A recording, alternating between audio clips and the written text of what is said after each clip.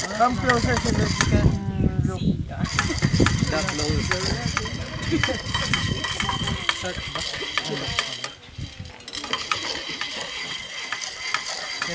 Warm up. Warm up. So, walang fire. For the beans not to be shocked.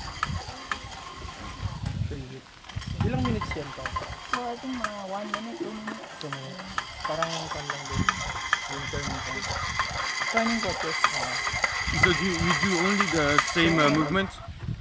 same movement. Yes, yes. Okay. For Just me, one it's the same movement. So, okay, the bean is already hot. Okay. So, start.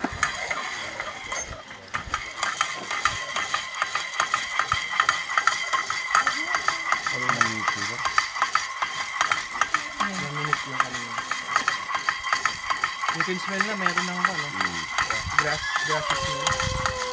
You can smell it. Dito kayo. Dito ba? Hindi ba amoy niya? Ay, mami ko kayo. Grassy na. Masay? If you smell something fresh, just tell me. Parang fresh. Then I put some. Oh, yeah. If you smell something, you tell me and then I'll put some. Girls then.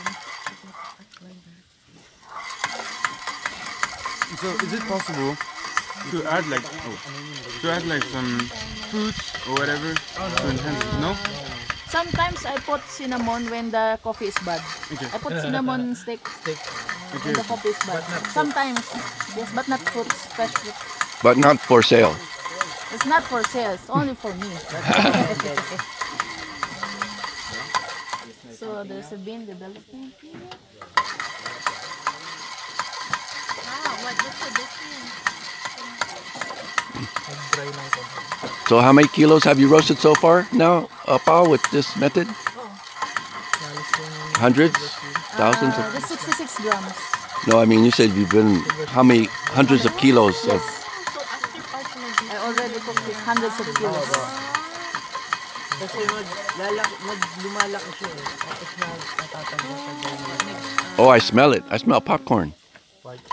What do you smell, Sasha? So, itatanggal na. Pero pa rin. Pero tingnan mo, medyo lumaki na siya. From yung ito. Malaki to.